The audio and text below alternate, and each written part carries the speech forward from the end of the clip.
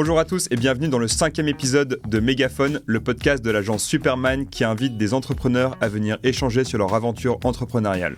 Aujourd'hui, on reçoit Thibaut Boisiot, le cofondateur de Friperie, puis de La Bambe. Hello Thibaut. Hello Arthur, merci pour l'invitation. Je t'en prie, merci d'être avec nous. Première question, j'aimerais un peu que tu reviennes sur ton histoire avec Friperie. Avec plaisir. Écoute, Friperie, c'est une boîte que j'ai lancée en sortant d'école, en 2020, du coup plein Covid, contexte où on a du temps à occuper. Et donc avec des copains, moi je leur dis tiens, on a du temps, pourquoi pas monter une boîte et en tout cas tester l'entrepreneuriat, puisqu'on en reviendra peut-être, mais c'est un sujet que j'ai toujours eu en tête. Et donc j'ai toujours été féru moi de seconde main et je me suis dit tiens, la seconde main c'est intéressant, c'est un marché d'avenir. Je suis aussi féru de B2B, donc accompagner des entreprises. Et je me suis dit, tiens, j'aime bien la seconde main, j'aime le B2B. Essayons de creuser un petit peu si des entreprises auraient des sujets de seconde main. Et donc, c'est comme ça qu'on s'est lancé sur Friperie. Et donc, Friperie, c'est quoi ? C'est un logiciel qui permet d'accompagner des entreprises, des retailers, du coup, notamment dans la mode, parce que la seconde main est plus développée dans la mode. Et donc, d'accompagner ces retailers de la mode à se lancer dans la seconde main avec notre logiciel qui permet de gérer ces tâches qu'ils ne savaient pas faire auparavant. Ok, du coup, tu as cofondé Friperie avec Paul Caramrou, Alvaro Mancera et François-Émeric Chaban. Comment vous avez eu l'idée de monter ce projet et comment ça a évolué au fur et à mesure ? Ouais, alors le tout démarrage, donc c'est moi qui ai été le porteur du projet et j'ai été les chercher. C'était des amis d'école, notamment de la Junior Entreprise, qui est une association de l'école dans laquelle on était, qui est Paris Dauphine. Et donc au démarrage, c'est moi qui avais l'idée, puisque comme je te le disais, j'ai toujours été féru de seconde main. Et j'ai toujours été d'ailleurs un peu entrepreneur, puisque quand j'étais jeune, j'allais dans des brocantes, donc le dimanche quand j'avais 10-12 ans. Et j'achetais au début des Game Boy dans des brocantes, je les revendais sur le Bon Coin. Puis je l'ai fait avec un produit que je connaissais pas trop, qui est la poussette. En fait, ma mère, moi, garde des enfants. Et j'ai vu que les poussettes, ça valait assez cher, notamment en neuf, et que ça valait moins cher en seconde main sur le Bon Coin, et ça valait globalement que dalle dans les brocantes. Et donc j'allais dans les brocantes, j'achetais des poussettes et je les revendais en faisant de la marge à x2. Et donc ce business m'a toujours fait kiffer, parce que c'est comme ça aussi que j'ai un peu appris l'entrepreneuriat et surtout j'ai appris le goût un peu de l'aventure. Et donc lorsque plus tard j'ai voulu monter l'entreprise, je le savais déjà que je voulais faire ça de ma vie. Et donc lorsque je suis sorti d'école, je me suis dit tiens, je connais pas grand chose comme marché. La seconde main, je l'ai un petit peu creusé, je l'aime bien. C'est un sujet qui a de l'impact également. Je voulais travailler sur un sujet qui a de l'impact. Et donc en me disant tiens, on veut travailler sur la seconde main. Je savais que j'avais pas d'argent à investir, et donc quand on a très peu d'argent à investir, c'est compliqué d'aller vendre un produit en B2C. Et donc on s'est dit on va faire du B2B. Et donc on a creusé les besoins des entreprises en se disant on sait que les entreprises vont avoir un sujet parce qu'elles se font challenger sur Vinted par exemple, pour ne citer que Vinted, mais il y a aussi Vestiaire.co par exemple. Et donc ces entreprises qui de base vendent des vêtements neufs, on sait qu'elles se font challenger par ces plateformes en ligne de seconde main, et donc elles vont devoir se lancer. Et si elles doivent se lancer, vu que la seconde main c'est complètement différent du neuf, toute la chaîne de valeur elle est totalement inversée, puisque tu vois, quand tu achètes un produit neuf, je prends un exemple, un retailer, il va faire fabriquer un produit puis le revendre. Alors que de la seconde main, il faut aller sourcer le produit chez le consommateur. Donc ton consommateur qui avant uniquement achetait devient maintenant ton fournisseur de produits. Ça te résume globalement que la chaîne de valeur est transformée. Et donc les entreprises, elles ne savent pas aujourd'hui gérer ça. Elles ne savent pas gérer des process. Ça fait 200 ans qu'elles sont habituées à faire ce qu'on appelle du linéaire, donc vendre du neuf. Et donc nous, on s'est dit, le circulaire amène beaucoup de contraintes, d'un point de vue opérationnel notamment. On va créer les outils, notamment logiciels, pour pouvoir se lancer en tant que retailer dans la seconde main. Et c'est comme ça qu'on s'est lancé. Donc plein Covid, on avait du temps et on s'est dit tiens, creusons, on ne connaissait rien au retail.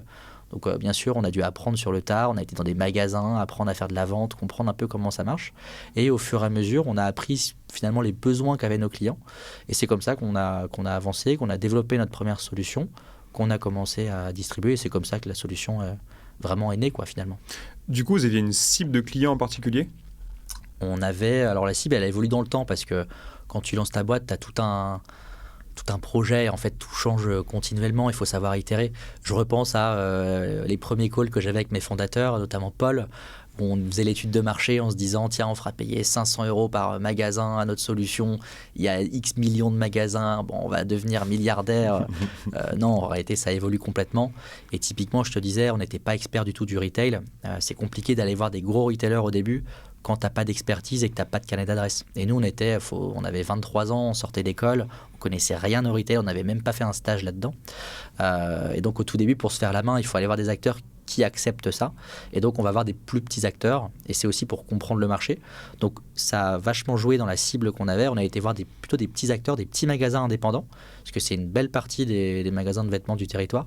Et donc, en allant voir ces magasins-là et en travaillant avec eux, en disant voilà, nous, on a telle offre, est-ce que ça vous intéresse ? On l'a travaillé avec eux et au fur et à mesure, on a développé la solution par rapport aux besoins qui remontaient et on l'a créée. Et d'ailleurs, en même temps, c'est assez marrant, mais au tout début, moi, je vendais une solution qu'on n'avait pas développée. C'est-à-dire qu'avec mon associé, on disait on a développé telle solution logicielle qui fait ça, qui fait ça, qui fait ça. Est-ce que vous êtes OK ? Les gens disaient oui. Et c'est qu'à partir d'un moment où on avait un seuil de réponse, un taux de conversion finalement qui était bon, un taux de réponse qui était oui à notre proposition commerciale, qu'on s'est dit OK, il y a un truc à faire, on y va. Mais donc au début, on vendait un truc qu'on n'avait même pas finalement. Et ça a mis combien de temps avant d'avoir beaucoup de clients ? Ça va dépendre de ce qu'on appelle beaucoup de clients. Globalement, en mars 2020, donc c'est là où on commence. Au tout début, on n'a pas de CTO pour développer et on crée une application, donc c'est quand même compliqué. Donc déjà, pendant 6 mois, sans CTO, on est juste à vendre, mais on ne sait pas comment on va fabriquer notre logiciel. Et en gros, notre CTO vient au cours de l'été, entre août et septembre. Et à partir de là, on commence à développer les premières briques. On avait déjà signé une petite quinzaine, je pense, de clients. Et au fur et à mesure, ça a avancé. La légitimité qu'on a eue avec des petits nous a permis d'avoir un meilleur discours aussi parce que tu comprends un peu plus le sujet. Et après, on a beaucoup joué aussi sur le réseau, sur des profs qu'on avait, des intros au fur et à mesure. Et on a réussi à rentrer chez des plus gros. Et là, pour le coup, dès lors qu'on a eu des plus gros clients, parce qu'on a eu des belles références, on a bossé avec Citadium, Printemps, Petit Bateau, Intersport, Galeries Lafayette, Adidas. Ces belles références-là nous ont aussi permis d'avoir une meilleure légitimité finalement et à la fois du coup d'aller voir plus de gros acteurs mais aussi les plus petits qui entendaient parler de nous et là ça peut aller plus vite. Mais globalement je dirais que ça a mis une bonne année avant que le process commercial avance bien, quoi. Du coup ce qui est intéressant aussi avec votre parcours c'est que du coup vous avez fini par vendre la boîte. Et comment ça se passe ? Est-ce que c'est vous qui avez cherché à vendre la boîte ou est-ce qu'on est venu vous voir parce que la boîte performait et vous vouliez vous faire racheter ?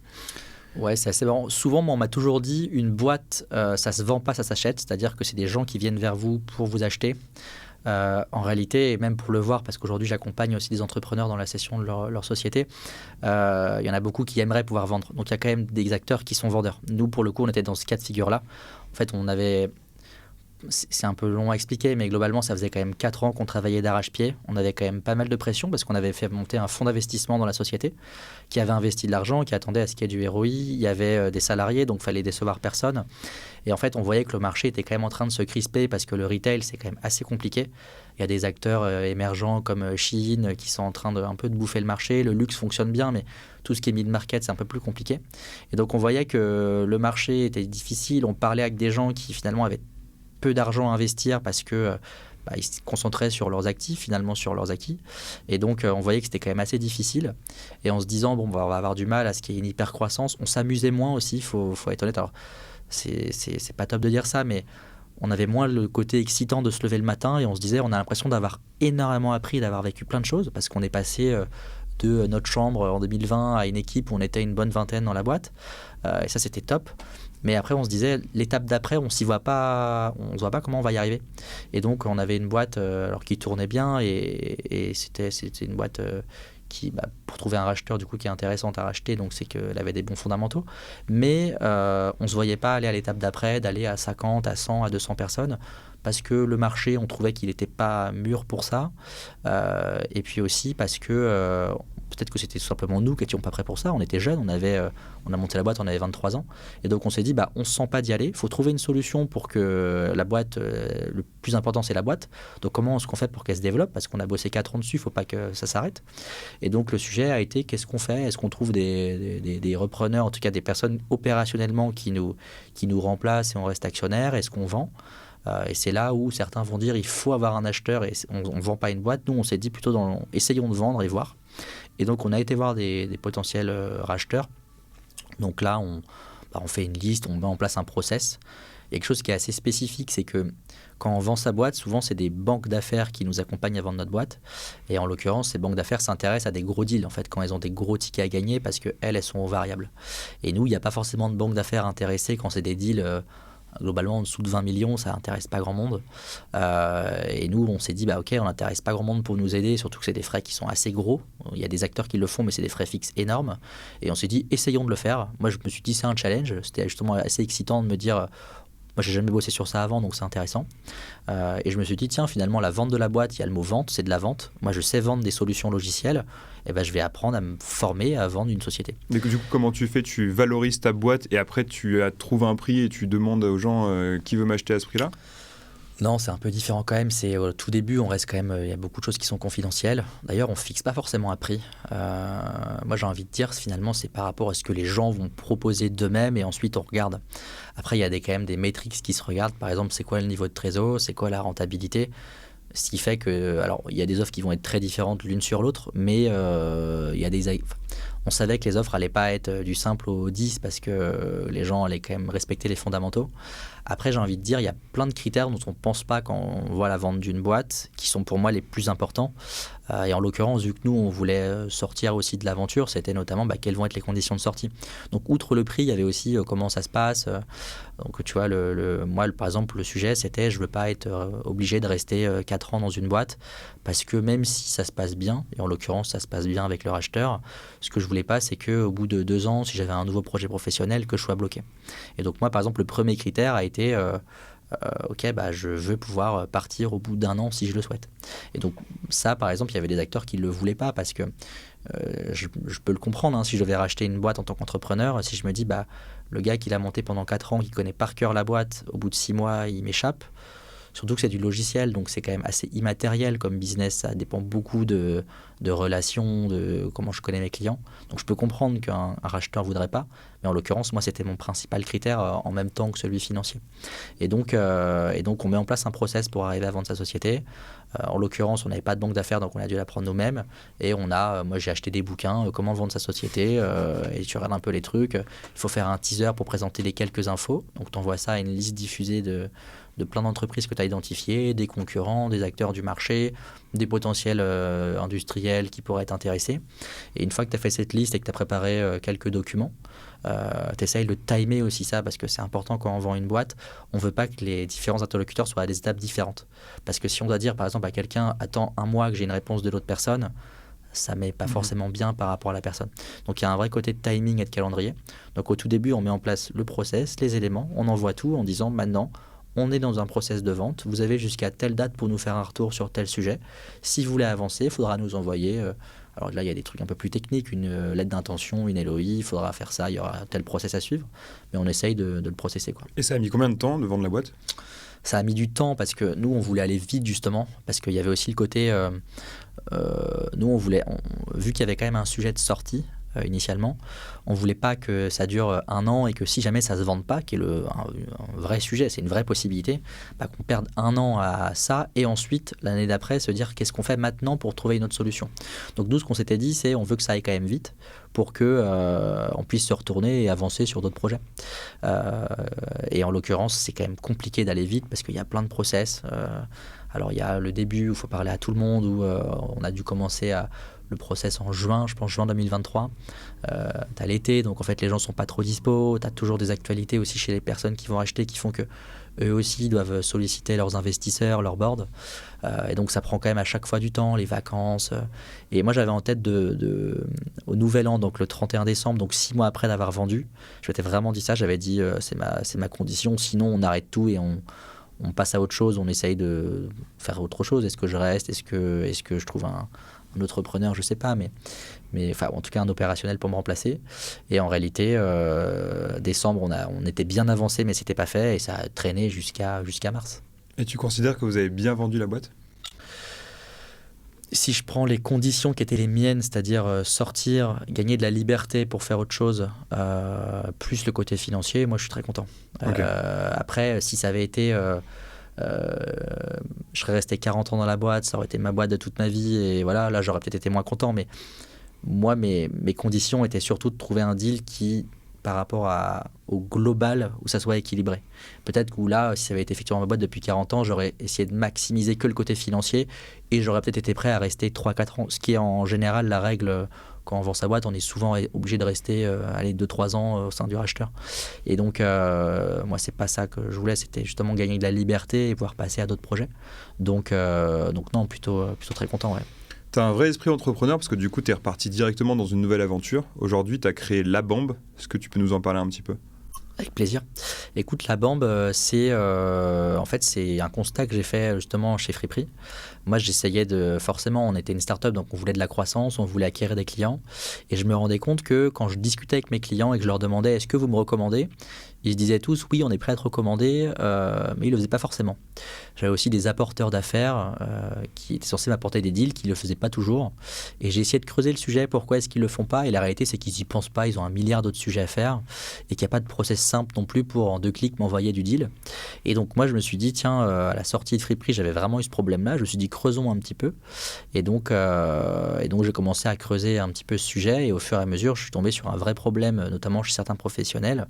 Donc nos clients, c'est par exemple des courtiers, agents immobiliers, qui ont des prescripteurs mais qui prescriptent pas assez, qui ont des apporteurs d'affaires qui apportent pas assez.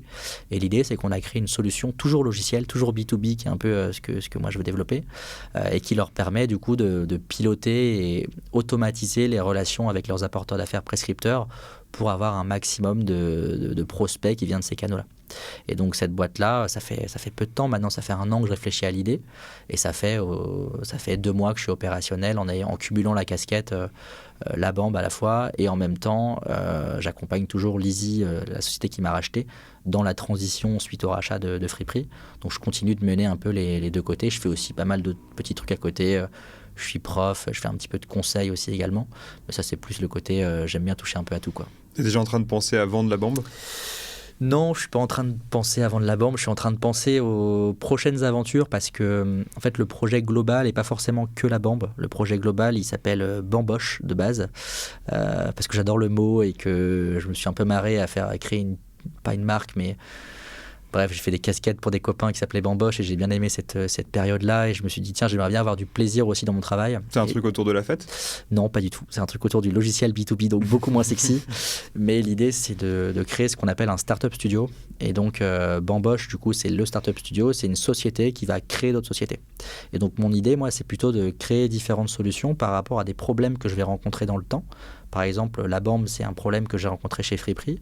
Peut-être chez La Bambe, je vais aussi rencontrer d'autres problèmes et l'idée, ça va être à chaque fois d'essayer d'apporter des solutions. Et pourquoi ça ? Parce que déjà, ça diversifie quand même pas mal le risque, parce que tu n'as pas qu'une société, donc tu vas moins être à fond dedans. Alors certains te diront que c'est du défocus et c'est sans doute vrai, mais moi, ça me permet complètement, en allant chercher d'autres sujets aussi, de revenir dessus, de plus prendre du recul déjà, et puis surtout, c'est beaucoup moins risqué, donc beaucoup moins stressant. Plus à côté de ça, je suis quand même quelqu'un qui m'ennuie assez vite. J'ai du mal à rester focus sur un sujet. Et donc, ça me permet de kiffer au max parce qu'en fait, je passe sur plein de projets différents. Les phases d'exploration, moi j'adore. Je pense que je suis plutôt un explorateur que quelqu'un qui va vraiment structurer. Et donc, ce côté startup studio est vraiment cool par rapport à ça. Est-ce que tu as un peu une anecdote de meilleur ou pire souvenir en tant qu'entrepreneur ? Je me souviens si je devais retenir une image, je me vois le jour où on signe les CDI de mes associés, où on s'est quand même dit, bon ok, on était des copains d'école, on a fait la teuf ensemble à l'époque, et on se retrouve maintenant à avoir une boîte où on est associé et où on se paye, parce que pour moi c'est un peu la concrétisation que le projet marche, tu vois. Tu peux aussi te dire, on est sur un projet pendant 2 ans et c'est compliqué. Là, on avait vraiment le côté... en plus, c'était de l'autofinancement à l'époque. On n'avait pas levé de fonds. Et on s'est quand même dit, putain, c'est cool, on a bossé. Et maintenant, on arrive à se payer par l'activité qu'on a créée en créant un business ensemble. Donc ça, je dirais que c'était un peu l'étape un peu marquante. Et j'ai aussi comme bon souvenir, c'est pas forcément un bon souvenir pour tout le monde, mais quand je devais payer les salaires à la fin du mois, moi, je me souviens de me dire... c'est cool en fait, il y a des gens qui peuvent se loger, qui peuvent vivre en fait grâce au fait qu'on a monté une boîte et on permet de créer de l'activité en France. Et ça, j'ai vraiment le souvenir de me dire trop bien, quoi. Il y a des gens qui peuvent vivre grâce à l'idée qu'on a eue avec 3 copains et qu'on a développée pendant 4 ans, quoi.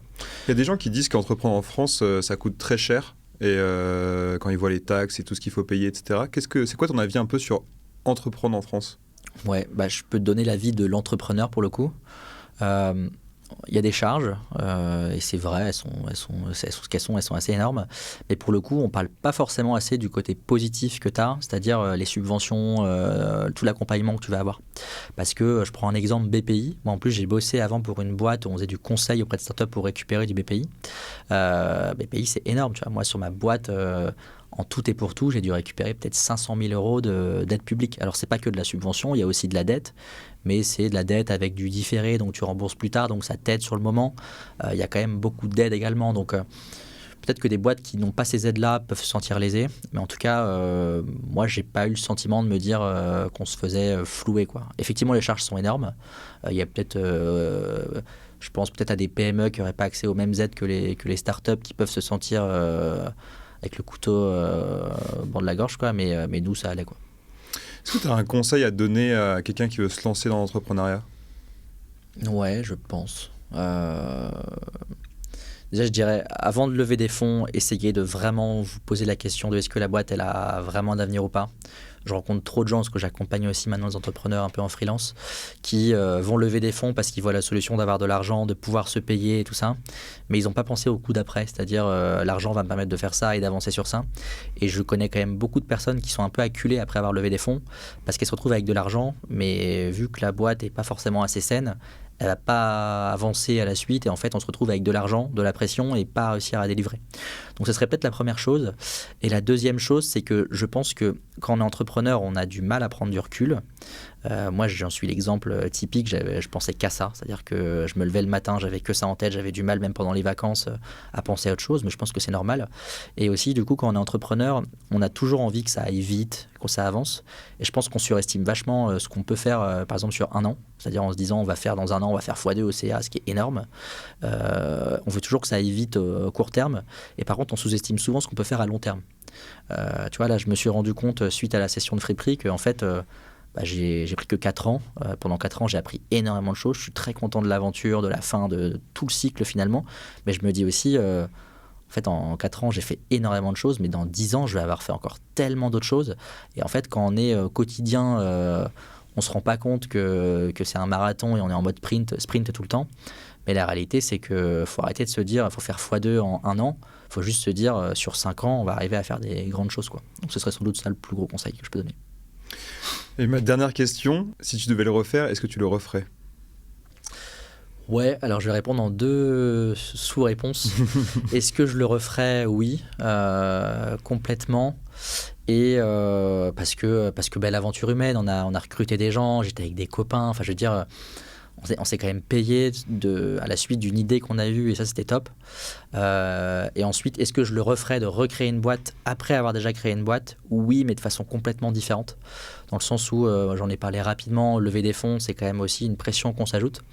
Et je pense que lever des fonds, c'est bien, mais il faut le faire au bon moment. Et qu'aujourd'hui, l'écosystème français, en tout cas, valorise énormément la levée de fonds. Mais pour moi, il y a des mauvaises levées de fonds qu'il ne faut pas faire si on n'est pas prêt à avancer à la suite de ça, si on n'a pas les plans, en tout cas, des next steps. Et donc, moi, aujourd'hui, je suis dans une approche beaucoup plus saine de l'entrepreneuriat, en me disant, je veux créer des boîtes qui sont rentables. Je ne m'interdis pas un jour de relever des fonds, mais c'est que parce que je sais que le business en a vraiment besoin et qu'il tourne très très bien. Il faut que ça soit un coup de boost et pas juste ce qui me permet de me payer à la fin du mois parce que sinon je dois arrêter. Et donc aujourd'hui, mon approche, notamment de Startup Studio, qui est de dérisquer aussi en ayant plusieurs sociétés qu'on va monter avec mon associé, c'est aussi une vision un peu plus saine, qui est peut-être moins celui de l'hypercroissance, mais celui de se dire en tout cas on se lève le matin sans avoir trop de stress et avec la possibilité de faire autre chose. Aujourd'hui, tu vois, je suis prof à côté, je fais du conseil dans nos OKR, donc c'est les objectifs qu'on se met à 3 mois.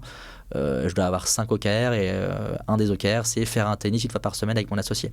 Et ça, c'est quelque chose que je ne me mettais pas avant parce qu'on avait la pression de la croissance à fond. Et maintenant que j'ai appris finalement ce que c'était la poursuite de cette croissance qui semble compliquée, j'ai complètement changé en me disant en fait ce qui me correspond plus, c'est d'avoir du temps pour moi, c'est de moi me faire bouffer par le fait de penser à la boîte tout le temps.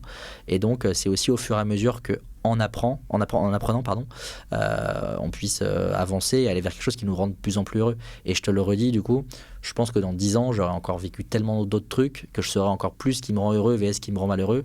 Et j'aurai réussi à affiner un peu plus ce que j'ai envie de faire. Et le rêve final est de se dire chaque matin, je suis trop content de me lever parce que je vais kiffer, quoi.